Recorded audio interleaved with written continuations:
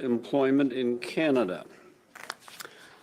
We have joining us again in the room 3 witnesses, and nobody is appearing virtually, so I would ask the witnesses to please familiarize yourself with the headset, the earpiece, choose the official language in which you choose to participate in this meeting.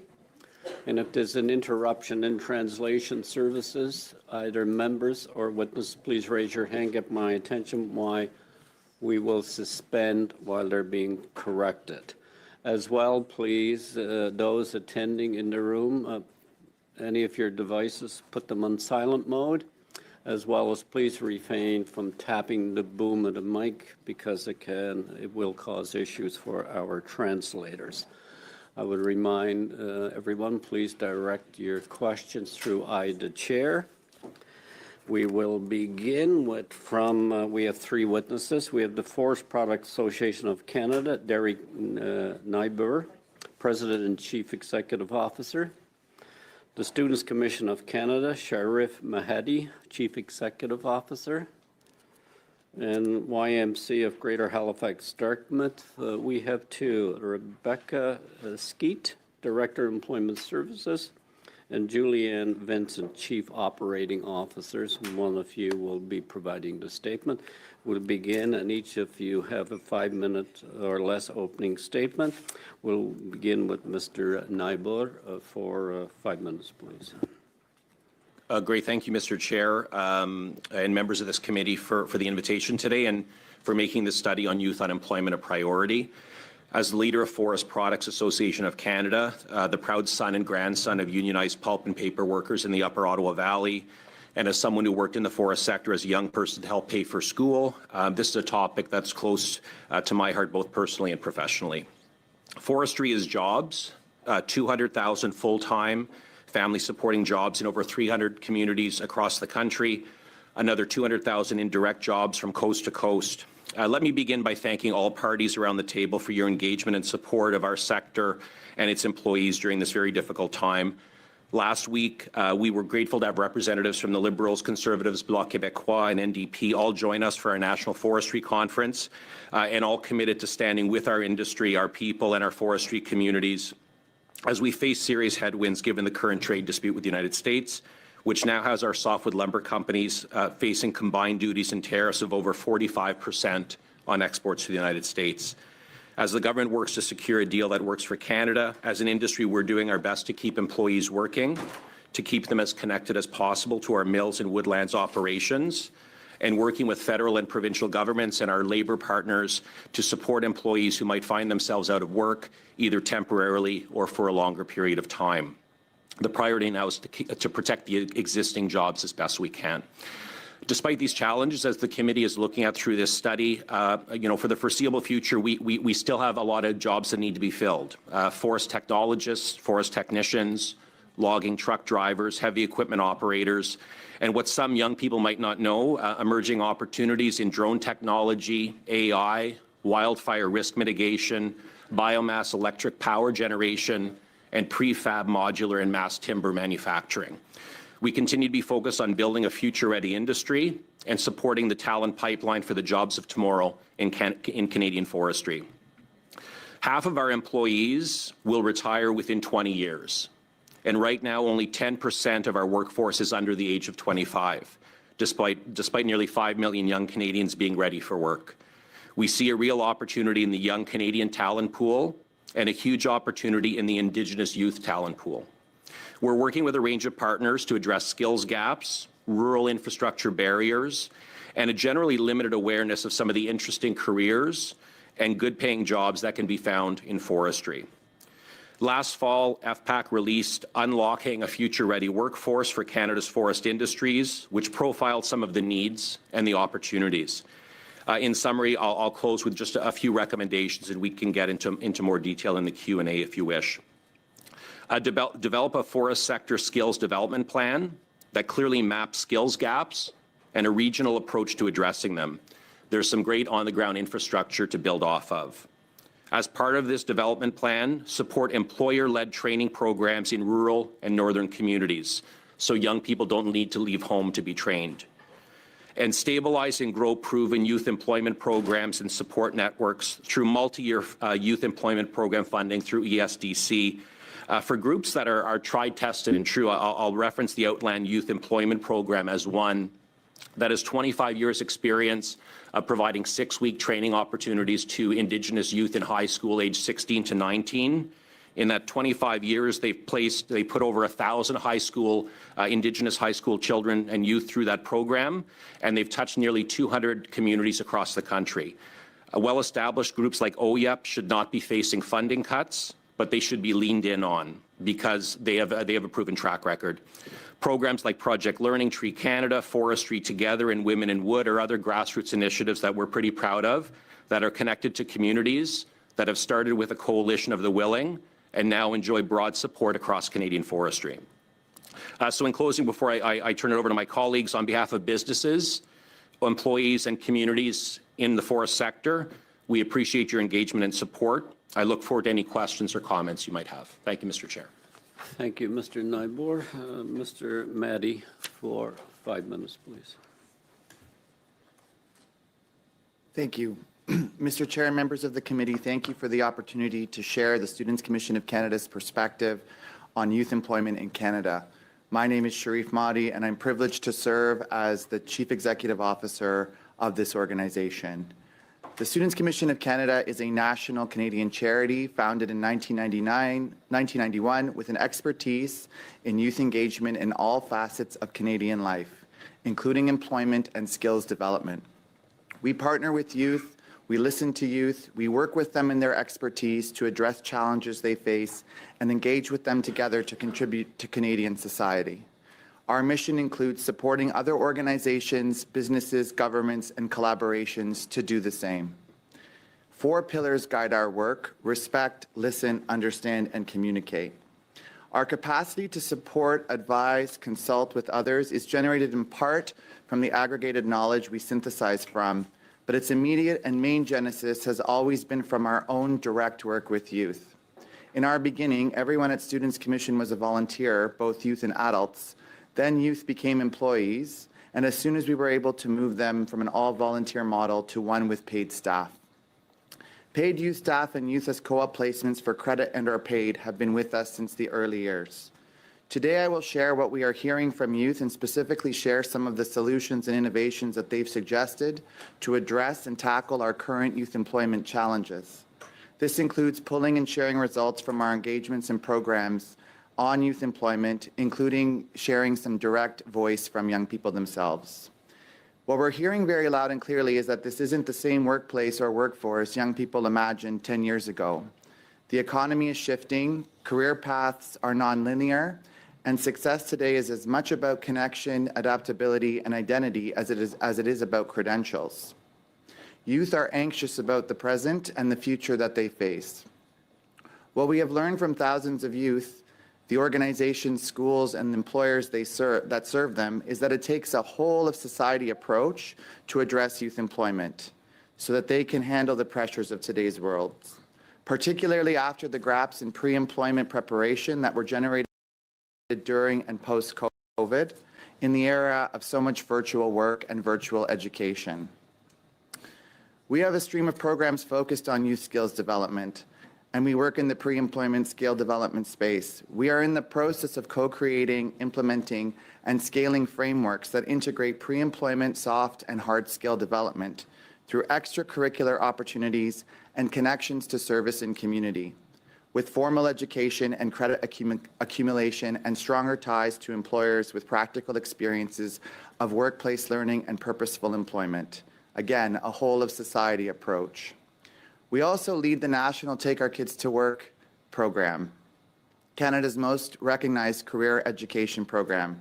We provide ongoing resources, videos, and experts to support employers, educators, families, and students to participate in introducing grade 9 students to the changing world of work.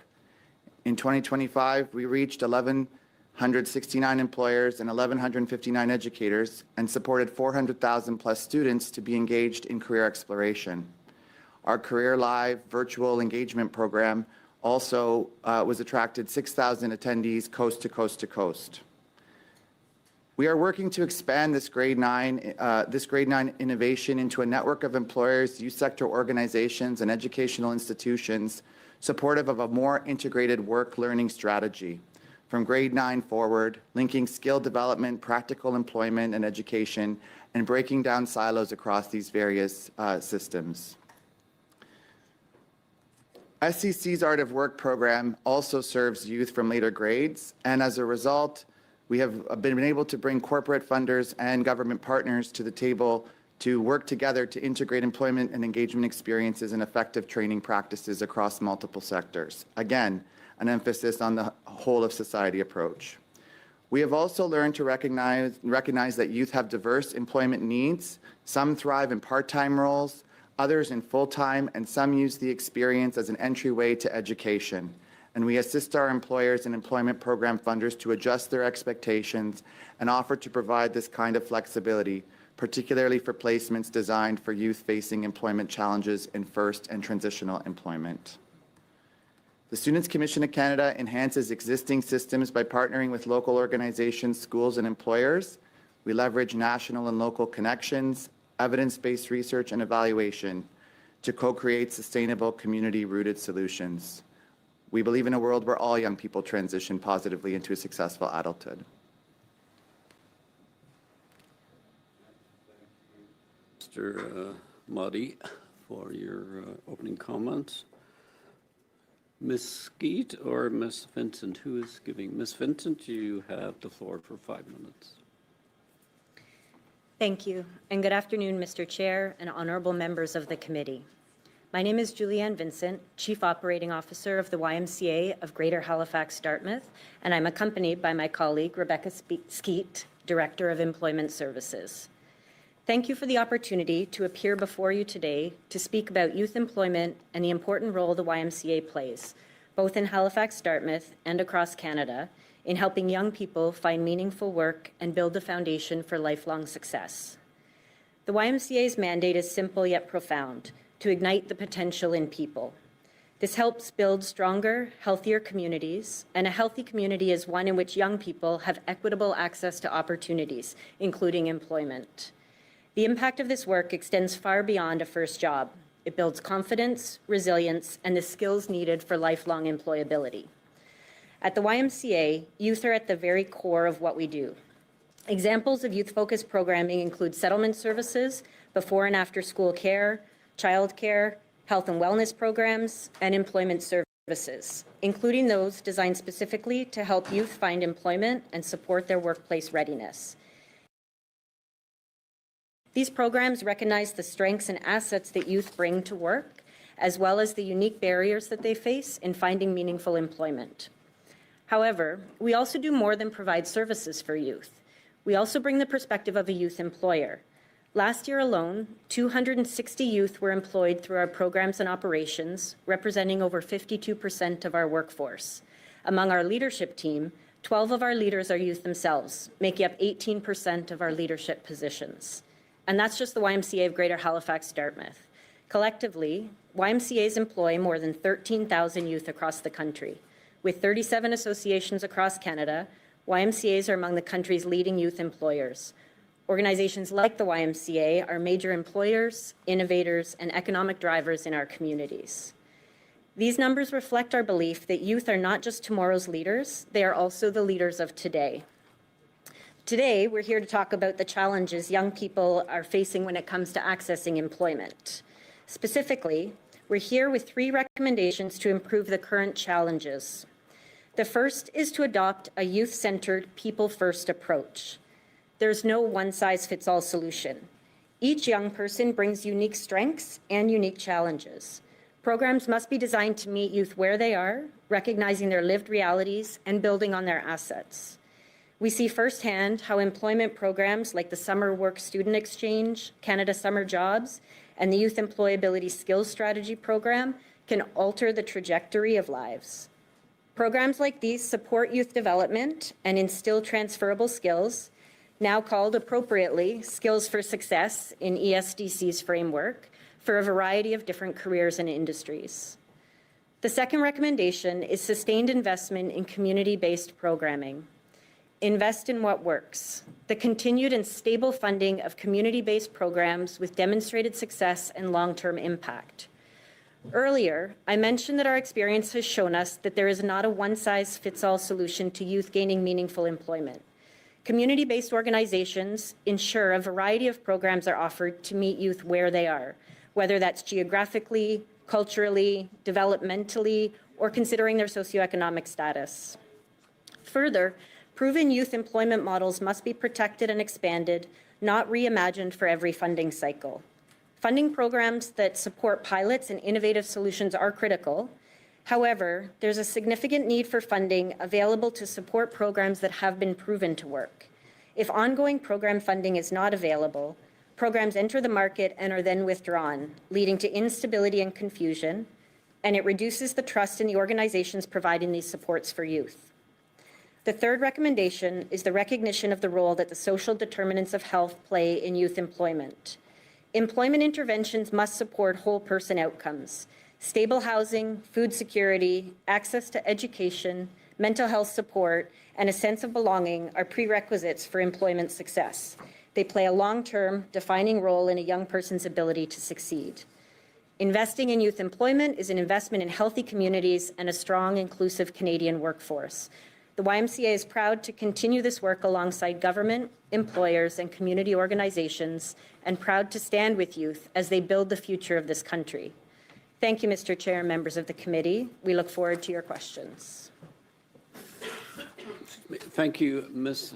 Vincent. We'll begin the questioning round with Mr. Jennis. Is Mr. Jennis for the opposition for 6 minutes? Thank you very much, Chair. Thank you to all the witnesses for some really interesting and thought-provoking testimony. Thank you. My questions will be for Mr. Nybor, and I want to discuss three distinct issues with you.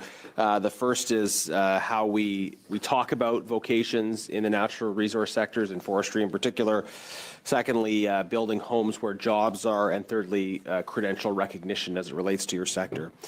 So on the first issue, it seems to me that some of the discourse from the government and from other social actors has been quite negative about natural resource sectors, forestry included, and that discourse has an impact on young people who are considering what areas to pursue their studies in. If you have authority figures telling you that something is a job of the past, that it's going to be harder to attract people into those sectors, when in fact our natural resource sectors are the lifeblood of our economy, and we need people to pursue those careers. What are your reflections on that discourse around natural resource vocations specifically? Thanks for the question. I'll be very direct. Under this government, the tone has changed significantly. That has been welcome.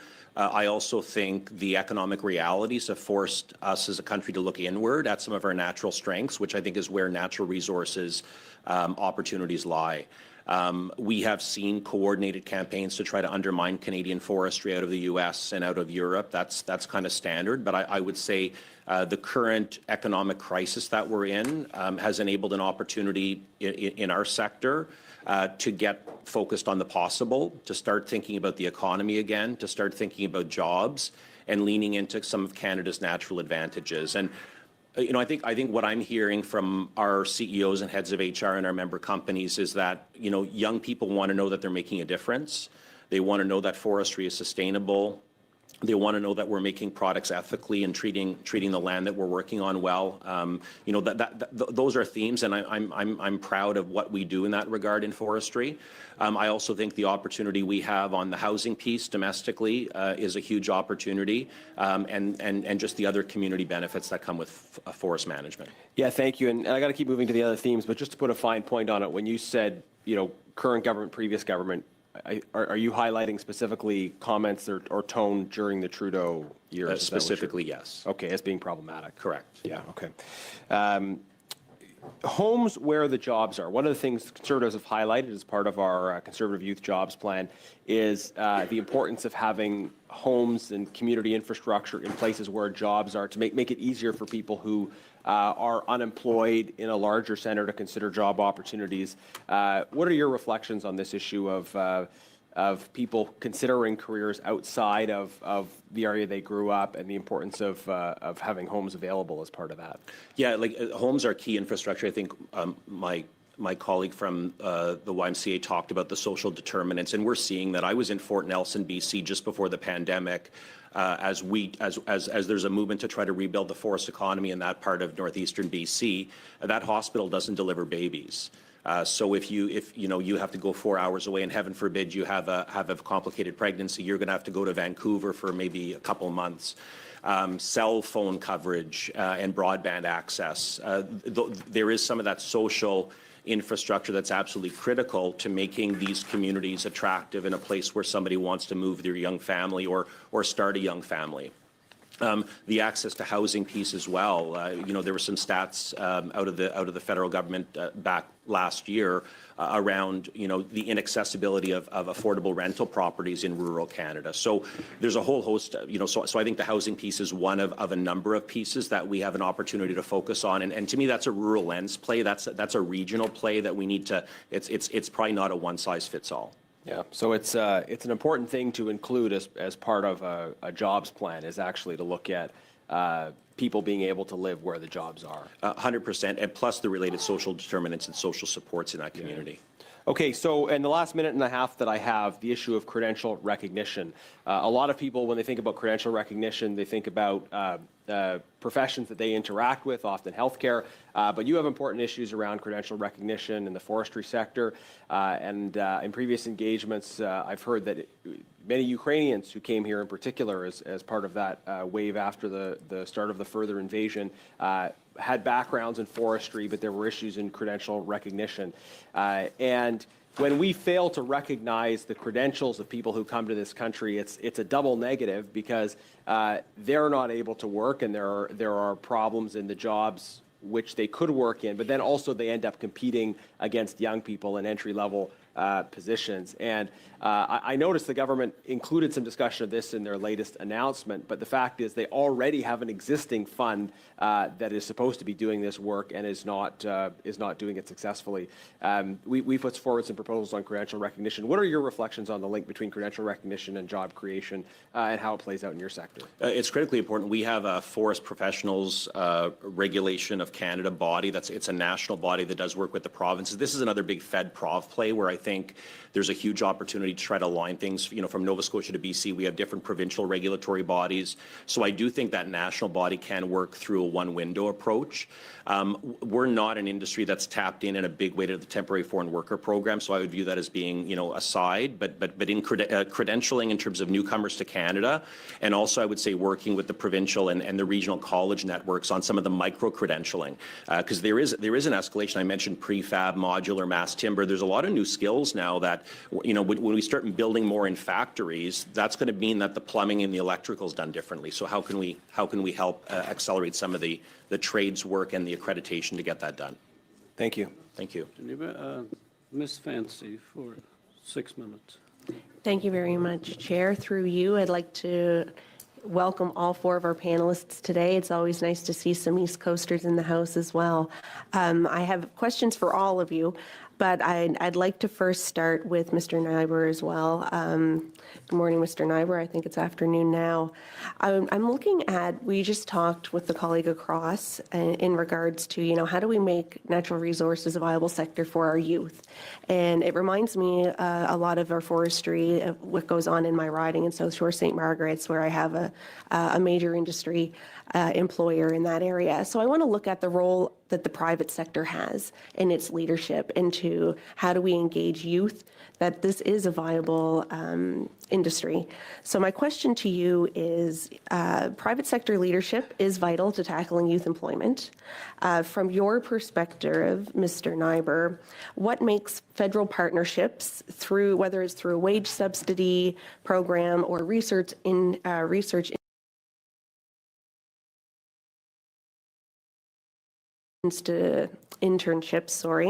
effective in encouraging employers to hire and mentor youth? So I look at that in a co-op program where I'm from, where they've had a lot of people that have had co-op programs with the local employer, and they've gone on to actually work for them through decades. So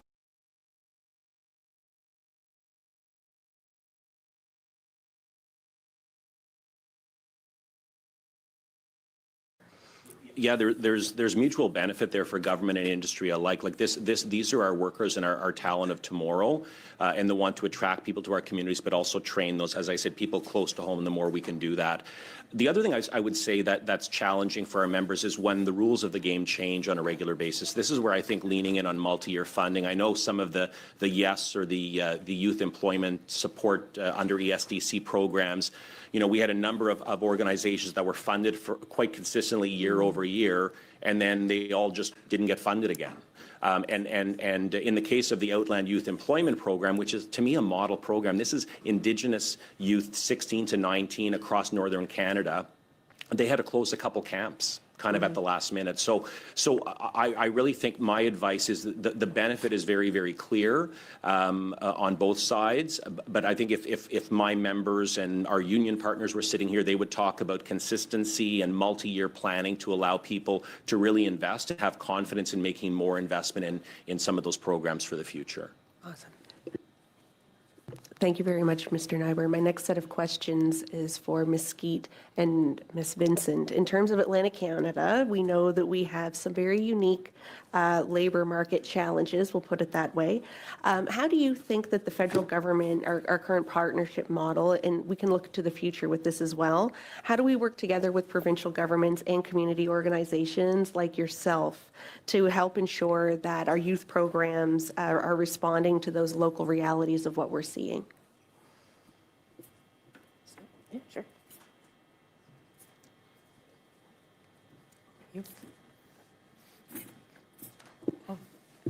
Thank you, Mr. Chair. Sorry, confusion about the microphones. I'll start, and if my colleague has something to add as well. And I thank you for the question. It's very important to recognize that different areas face different challenges.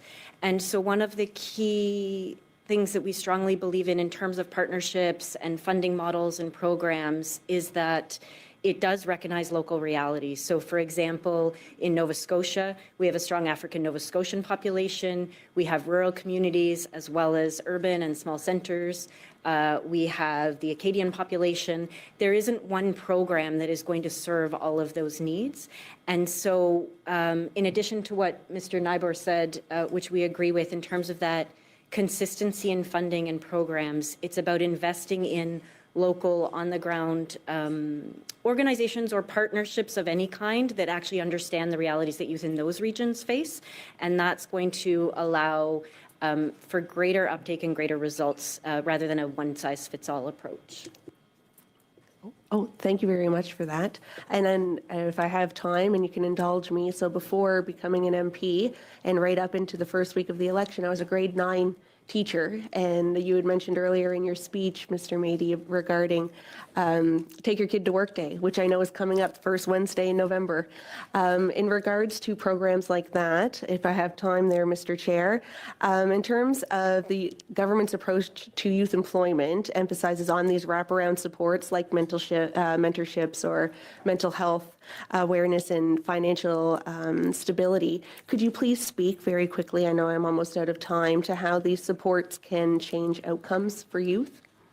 Absolutely. So Take Our Kids to Work is a really great example of the whole of society approach that I was describing in my opening statement. It requires actually little government investment and involves a number of like nonprofit private sector partnerships that allow for companies to get students into their spaces.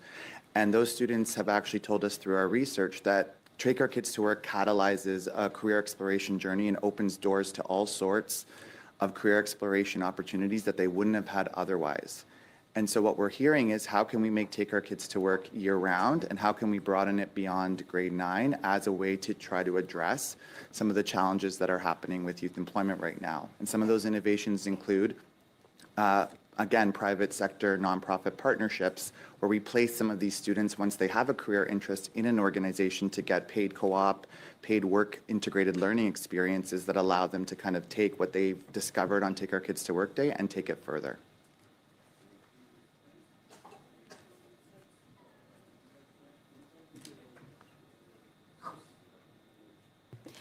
Merci, Monsieur le Président. Thank you, Mr. Charge, and thank you to all of our witnesses who are appearing today. Very much appreciated. I have a question that are for Mr. Nyber. Obviously, as an elected member from a region that is geographically remote, I represent the North Shore in Quebec. It is a forestry sector region.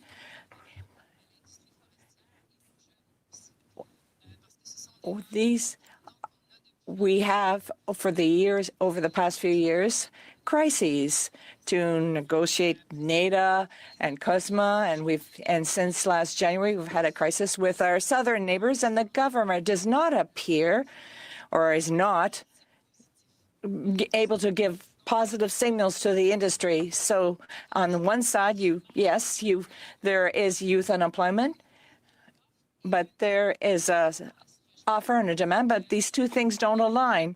And this gives me concern because I have CJIPs that have where they train people in forestry technology. We have RPAC, MAPAC, other Kruger and other companies in my region. What are we to tell young people?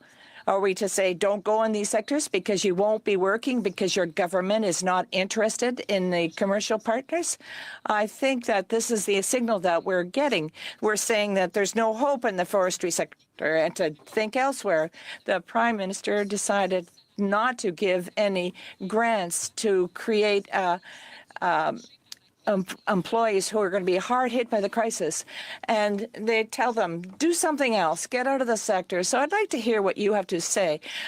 What would you say to young people who are thinking about this? What about the young people who don't view this forestry as a future job opportunity? So what kind of message are we or should the government be sending to young people who decide to get into the forestry sector, which brings wealth to our sector and region? Thank you. Thank you for the question, and I appreciate your engagement and Mr. Simal's engagement in support of our sector.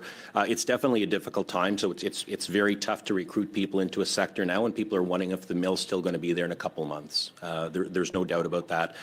That said, where I have hope is, I think, in two areas. One, what we've been talking to the government about is the best result for our youth and for our industry and for our forest-dependent communities is to get a deal that works with the United States at the negotiating table as soon as we can.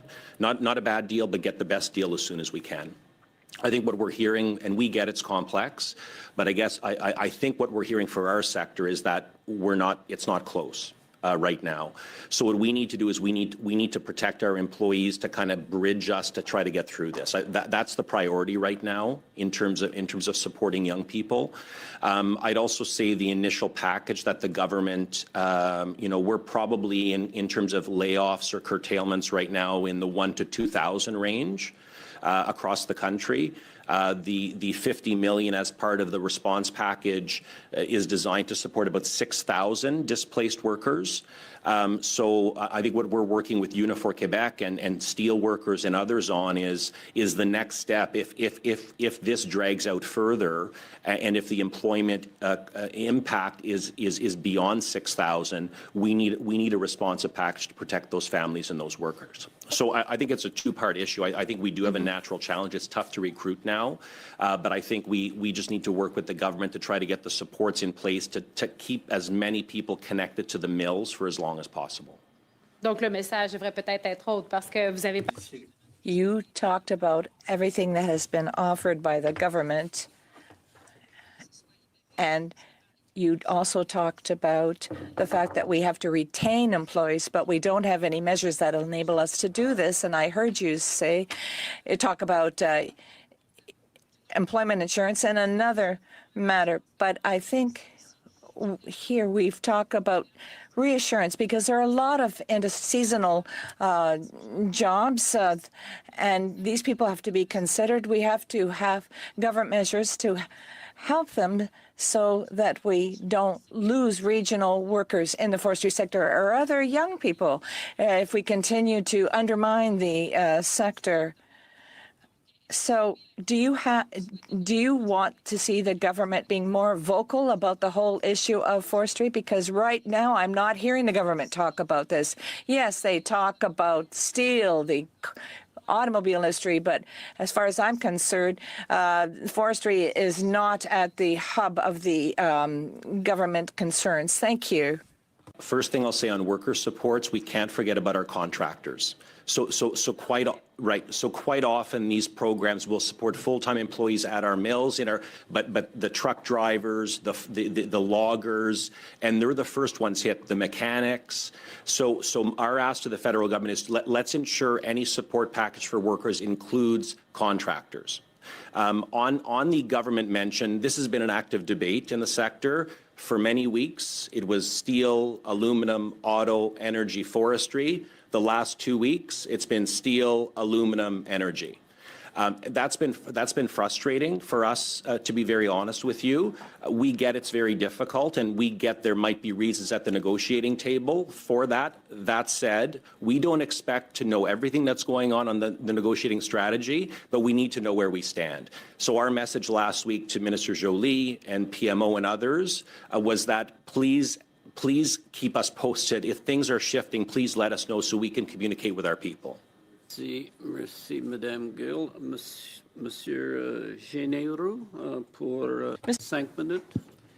Merci beaucoup, Monsieur le Président. Merci à tous les témoins. Monsieur. Thank you to the witnesses. Mr. Nyber, Mr. Trudeau made an announcement about 2 billion trees. Have you seen, do you know how we stand on that announcement? The companies and workers I work with those trees planting contracts have been through the provinces with other contracting agencies, so there hasn't been prime benefit to us. I think what we'd like to see, if that program was to continue, there is a lot of land under the purview of provincial governments that's been burned so hot that trees aren't growing back. So my pitch would be to think about other ways to use that program. Essentiellement, le sens de ma question, c'est. So, with provinces, it's easy. It's easy to make promises. White Birch is closed down. It was a paper manufacturing plant, and there are a lot of people on unemployment since August. Now, in January is coming up, nothing's been done. We had meetings with various stakeholders in the industry, and I was told yesterday that this is one of the biggest industries in Quebec, and they're not able to sell their lumber. So I'm talking about the Ile County, and Europeans are able to undercut him in selling his forestry. And we talk about this 10% that's been added. What do we say to people? You talked about regions. That's probably the most important aspect of the message that we should be hearing about. We should be talking about regions not only in Quebec, but in the rest of Canada as well. And my colleague beside me has mentioned this. Our regions depend on the forest. It's not complicated, so we need assistance. What are your demands to the government right now? First thing I'll say, your comment about Europe is really important, because since 2017, we have lost 6% market share on softwood lumber in the United States, not to the Americans. The Americans have stayed flat. We've lost 6 points to the Europeans, who right now enjoy a 30% advantage on the trade side. So that's a big challenge. In terms of next steps with government, the package that was announced in the beginning of August was a good first step. But it's just a first step. The 700 million through BDC it hasn't quite flowed yet. It's getting close. The 50 million for worker supports is only going to be enough to support about 6,000 workers, and that's going to flow through the provinces. So what we're watching for the next couple of weeks is the money that's dedicated to the people and businesses getting through. So that's the next couple of weeks. Le problème avec ça, Mr. Neighbor, c'est que. The problem with that, Mr. Nyber, the government solution, well, I'm in business myself. Industry's not asking for money. They want to have access to markets. With the American market, well, we no longer have access because of the tariffs that have been implemented. But giving subsidies to businesses, well, they're not subsidies, they're loan guarantees to ensure that these organizations will be able to improve, let's say, improving efficiencies. You can make it as efficient as you want, but Chair, I'm just trying to follow the questioning, and I'm questioning relevance. We are doing a youth study. Thank you. Monsieur Généreux. Yeah. Mr. General, please. If there's no mortgage, there's no employment, and that means no employment to the youth. I don't understand why you can't get that. But if there's no employment because of the tariffs, and there may be further tariffs added, and how can we not compete with Europeans who live thousands of miles away? We have to consider this. I have youth in my riding who work in the forestry sector on a daily basis, and these young people are asking themselves some big question about what the government is doing to improve relations with the U.S. Right now, things aren't going very well. And in the solutions that you put forward, we're looking at them, and I think those are interesting solutions, but obviously the government has not negotiated well up until now, and youth employment, and I referred back to what my colleague had said, the young people are looking at their futures. We're talking about big regions in Canada. And are we going to be able to, we need these jobs. We need young people to work in this sector. What are you proposing to ensure that will at least give a minimum amount of support to young people who work in the forestry sector? And it's important what you said about contractors who work in the forestry sector. We're talking about self-employed workers, and they need to have a solution in the future as well. Généreux, Thank you, Mr. Généreux. so we'll move to Monsieur Joseph pour 5 minutes. Mr. Joseph, you have 5 minutes. Thank you, Mr. Chair. I have the impression that I'm in the House because well, that's not important. My question is for Mr. Choudy. Mr. Choudy, you talk about reducing the role of state. For a lot of young people, that means fewer internships, less access to training. Could you explain how can we promote the employment of youth and improve their situation? Thank you for the question. So in what we're proposing in terms of a whole of society approach, we're not saying that government doesn't or the state doesn't have a role to play in terms of supporting ongoing youth employment. In fact, some of the projects and work that we have done have resulted from government starting to fund the initiative and then business and others coming to the table. So we're looking for a mix of government partners, corporate partners, and nonprofit partners to be part of the conversation to support employers to be able to work really closely with youth. The number one thing that we're hearing from employers is that they don't necessarily know how to work with youth, and that wraparound supports for those employers are really, really important. And that can only happen when we have government, corporate, and nonprofit working together in an integrated approach.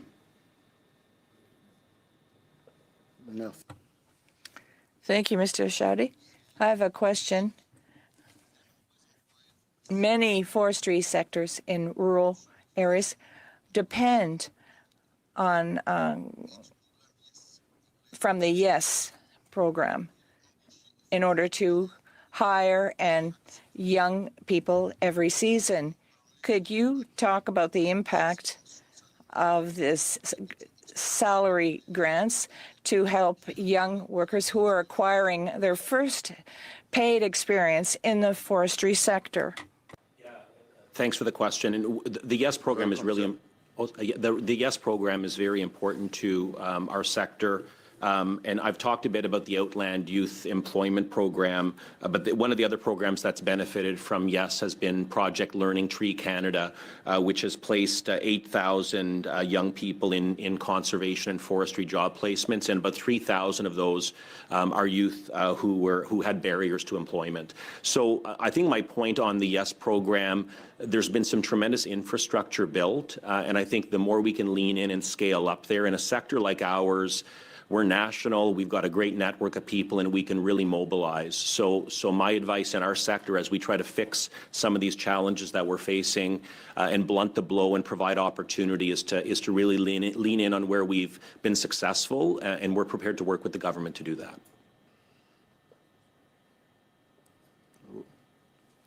Monsieur le Président, je vais partager mon temps avec. I will share my time with Annie.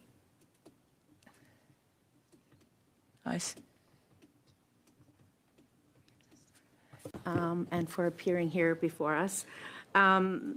We heard in a previous committee meeting that high youth unemployment, and I quote, translates into pessimism and resentment, lost opportunities to build skills and networks, dependence on other family members, and economic hardship. It represents a failure to launch, end quote. In your opinion, and any one of you can answer this question, or all of you, if we have time, in your opinion, what specific skills or work habits are most at risk of being lost when young people face extended periods of unemployment in their careers? Please. Thank you for the question. I think the number one skill that we're seeing potentially that could be eroded as a result of the youth unemployment challenges right now is adaptability, the ability to adapt and be resilient to the changes that are happening in the world. Jobs are changing quite rapidly, and what you need to be able to thrive in this economy is the ability to be adaptable when those jobs do change or when new technology comes into the fore. So if we're not preparing young people at a young age for that adaptability that's going to come down the road, then they're not going to be able to have the skill set to be able to cope with the ever-changing needs of our economy when technology continues to evolve. So what federal programs do you think would be most effective in preventing failure to launch? The YES program. Yes, yes. Yes. Thank you, Ms. Koutrakis. Madame Gill, pour 2 minutes et demi. 2.5 minutes, Ms. Gill. Thank you, Mr. Chair. I have a question with respect to employment insurance. I had started to talk about it, but then I stopped it. I'd like to, I refer here to seasonal workers. These are when we want to work, we want a job that is a year long. However, there are some trades where this is impossible to do this because of the climate, for instance. You can't do certain things in January. So would it be a good idea to create a type of social network that's stronger and maybe deal with further processing, for example, to keep people here at home in these regions, in these remote areas where the forestry sector is prevalent? And the question is for Mr. Nyber. We would be among the first to support that. I think what we're looking at now as we look at a potentially protracted trade dispute, and for us on lumber, it's $8 billion a year. Like, we're not just going to find another market for $8 billion. Like, it took us about 40 years to get to $1 billion or so in Japan.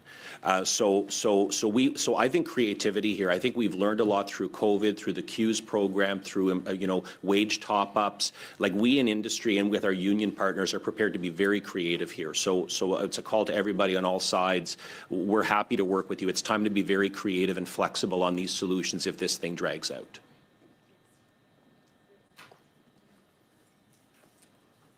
Merci, Madame Gill.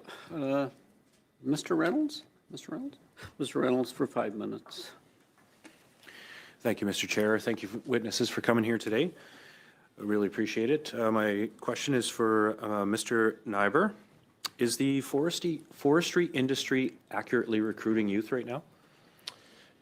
Yes, very much so. And I think we recognize that there are different pools of talent. You know, I think of a group like Women in Wood, which is now home to about 3,700 women. It's a network which started basically as a sharing group, which is now a group that, you know, provides support for professional development and just supported their 10th year.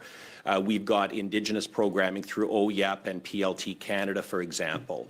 I know we have a number of members who brought in Ukrainian refugees, and so a very segmented approach. So my advice on the recruitment piece is that it be targeted and where possible be regionally based. What challenges is the forestry industry facing in youth recruitment? Well, I think the it's biggest challenge. Yeah, right now it's the cloud of brutal markets and the trade dispute with the U.S. that makes it feel some days like it's just bad right now, and that's our biggest barrier right now. We know. Forestry's been through issues before. We're still 200,000 workers despite all the challenges and all the different disputes and issues over the last couple hundred years in Canada. So we're going to be here on the other end of this. We might look a bit different, but my focus is also on there are new emerging areas. I talked about drone technology. We're an industry now that has almost as many lab coats as safety vests. You know, the industry, biofuels, biomaterials, mass timber, prefab modular. So I think one of the areas, and I talked about it earlier in terms of connecting with young people on the sustainability, on the community component, that this is good for community and the environment, and then also tapping into some of the very unique kind of cool things that are emerging in the industry that weren't part of our grandma and grandpa's forest sector. Given how critical the forestry industry is to the Canadian economy, employment and youth employment, do you feel that the forestry industry is being adequately represented in trade negotiations? Yeah, we're on Team Canada here, and in saying that, I will remind people that we are more full-time jobs than steel, aluminum, and auto combined, and we are across the country 300 communities strong. So, you know, I mean, like, there's a lot of pressure, there's a lot of concern, there's a lot of chaos out there. We're going to continue to be on Team Canada when we talk about those issues, and I think the best way we can all stay on the same page as Team Canada is by having good communication coming back to industry and labor as negotiations continue. We don't need to know everything, but we need to know where we stand so we can stay on Team Canada and not give the Americans what they want, which is a divided Canada. Is the forestry industry being properly consulted in the trade negotiations?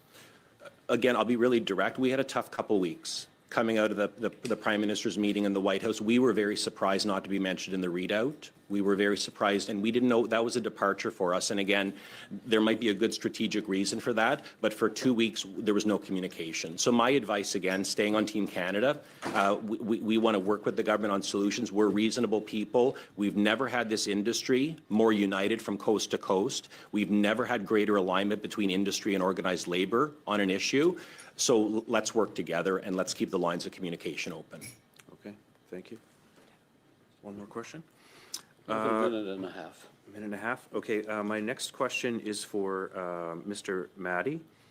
Do you find that youth expectations exceed the reality of the job market? Thank you for the question. I don't think that youth's expectations exceed the reality of the job markets. I think that the young people are really well aware of how massively the economy is changing right now. We're working with young people as young as grade 9 who are talking to us about concerns over tariffs and affordability. And so I think in the past 2 years, the expectations have adjusted to kind of meet the reality of where we're at with the economy right now. Okay, thank you. Mr. Chair, I'd like to cede the rest of my time to my colleague, Leila Goodrich. 6 seconds. Thank you, Mr. Chair. I would like to move a motion to resume debate on the motion I moved on Thursday, October 23rd, 2025. And the motion reads as follows: that pursuant to Standing Order 1081A, the Auditor General of Canada be invited to appear before the committee for 2 hours to speak and answer questions on the Canada-wide Early Learning and Childcare System report by November 28th, 2025. Thank you. Like Koutrakas, you had your hand up? No, this is a dilatory motion. Sorry, what? Just repeat it to me. I wasn't listening closely. Yep. So we have a motion to resume debate does the committee agree to resume debate on the motion? If that is agreed, then I would go to Ms. Koutrakas. No. Oh, okay, we're doing a vote. Yes. Okay. Yeah. So the motion is to resume debate on the motion moved last Thursday. So Madame Koutrakas, No. Ms. McKelvey, No. Ms. Fancy, No. Monsieur Joseph, Non. Ms. Falk. Yes.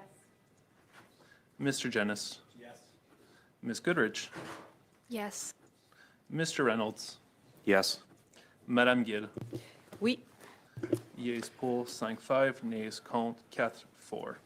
Okay, the committee has agreed to resume debate in the time left. Witnesses, this is a procedure that is allowed in the committee. I have to deal with this item in the time left, so I'm going to Ms. Koutrakas on the motion.